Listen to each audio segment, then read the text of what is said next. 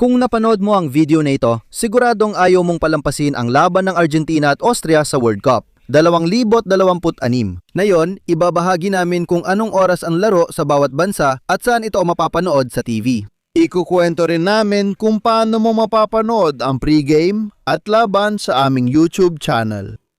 Manatili ka hanggang dulo ng video dahil dadaanan natin halos lahat ng bansa sa Latin America, Estados Unidos, Canada, Espanya at mga pangunahing bansa sa Europa para wala kang pagdududa. Tandaan, ang laban na ito ay maaring magpasya kung sino ang mangungguna sa Group J. Masaya si Argentina matapos ang matinding panalo kontra Argelia, pati Austria na nagsimula ring panalo. Kaya malaki ang nakataya rito. Tuloy na tayo sa oras ng bawat bansa. Magsisimula tayo sa Argentina kung saan gaganapin ang laban alas 2 ng hapon. Sa Uruguay, magsisimula rin ito ng alas 2. Parehong oras din sa Paraguay, alas 2 din ng hapon. Sa Chile, magsisimula ang laban ng alauna ng tanghali. Sa Brazil, sa mga lungsod ng Brasilia, Sao Paulo at Rio de Janeiro, magsisimula rin ito ng alas 2 ng hapon. Sa Bolivia, ito ay alas 1. Sa Venezuela, alas 1 rin. Sa Colombia, lalaruin ang laban ng alas 2 ng tanghali. Parehong oras sa Peru at Ecuador. Sa kanila rin, alas 2 ng tanghali. Sa lungsod ng Mexico, mag-uumpisa ang laban ng alas 11 ng umaga, maaga pa. Gaya rin sa Guatemala, Honduras, El Salvador, Nicaragua at Costa Rica kung saan magsisimula ang laro ng alas 11 ng umaga. Kung gusto ninyong mapanood si Messi sa Panama, buksan ang TV ng alas 2 ng tanghali. Sa Republika ng Dominicana, alas 1 ang laro. Gaya rin sa Puerto Rico. At siya nga pala, kung nasa Estados Unidos ka, bigyang pansin ang iba't ibang time zone. Kung nasa East Coast ka, sa New York o Miami, maglalaro sila ng alauna. Sa Central Zone sa Chicago, alas 2. Sa Mountain Zone tulad ng sa Denver, alas 11 ng umaga. O kung nasa West Coast ka, sa Los Angeles halimbawa, alas 10 ng umaga. Sa Canada, sa Toronto at Montreal, alauna ng tanghali. Sa Vancouver, alas 10 ng umaga. Kung sa Europa tayo pupunta, pakinggan ninyo, magsisimula ang laban sa Espanya ng alas 7 ng gabi. Sa Portugal, alas 6 ito, isang oras na mas maaga rin sa Reino Unido. Sa Pransya, Alemanya, Italia, Belhika, Netherlands at Suiza, alas 7 rin ng gabi. At syempre sa Austria, nakalaban ng Argentina, magsisimula rin ang laban ng alas 7 ng gabi. Matapos repasuhin ang mga schedule, magbibigay tayo ng maikling paunang ulat dahil hindi ito karaniwang laban. Dumarating ang Argentina bilang leader ng Grupo J matapos simulan ang World Cup sa isang matinding panalo na 3-0 laban sa Argelia.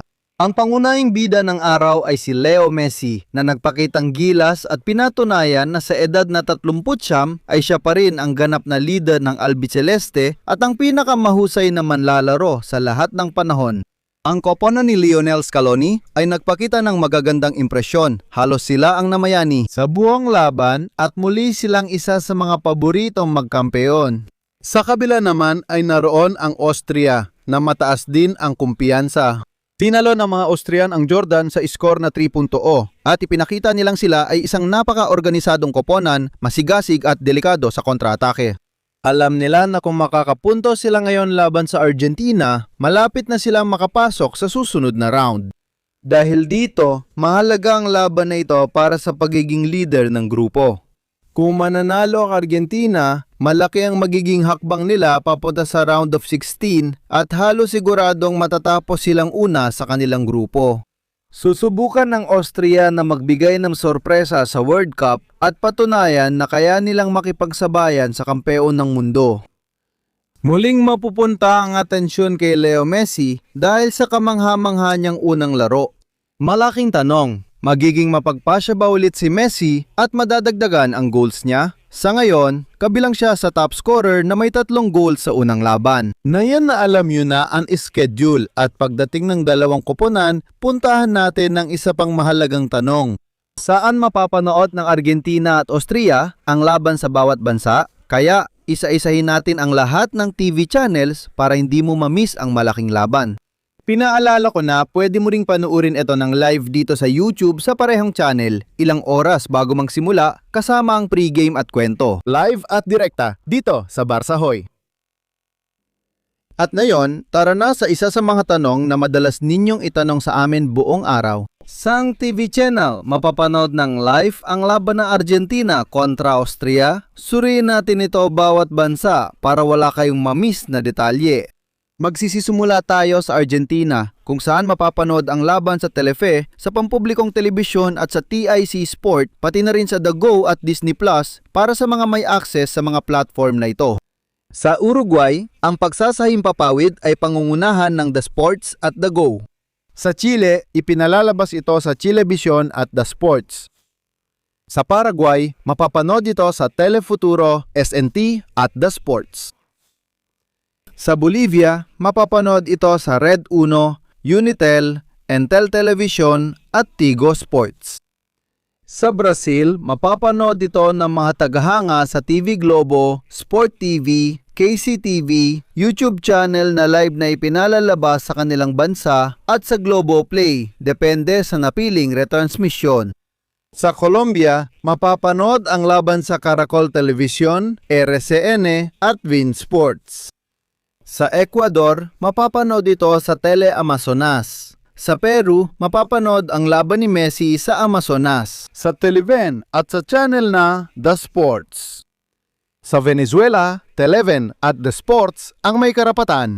Sa Mexico, maaring mapanood ang laban sa pamamagitan ng Kanal 5 Las Estrellas, Azteca 7 Tudum at ViX. Sa Guatemala, mapapanood ito sa Tigo Sports, gayon din sa Honduras. Sa El Salvador, mapapanood din ito sa Tigo Sports at sa TCS. Sa Nicaragua, Tigo Sports. Sa Costa Rica, sa Teletica at Tigo Sports. Sa Panama, RPC TV, TV Max at Tigo RBS. LPC TV, TV Max at Tigo Sport. Sa Republika ng Dominicana, ang laban ay papalabas sa pamamagitan ng channel na CDN 37 at Pio Deportes. Sa Puerto Rico, napapanood ito sa Telemundo Puerto Rico. Sa Estados Unidos, sa Ingles, sa pamamagitan ng Fox Sports. At sa Espanyol, sa Telemundo Universo. Sa Canada, ang coverage ay mula sa TSN, Red DS at mga platform ng Bell Media. At ngayon, pupunta naman tayo sa Europa. Europa, kung saan mapapanood ang laban sa Espanya sa pamamagitan ng Televisión Española, sa La Un o sa pamamagitan ng DAZN. Sa Portugal, sa pamamagitan ng channel na RTP.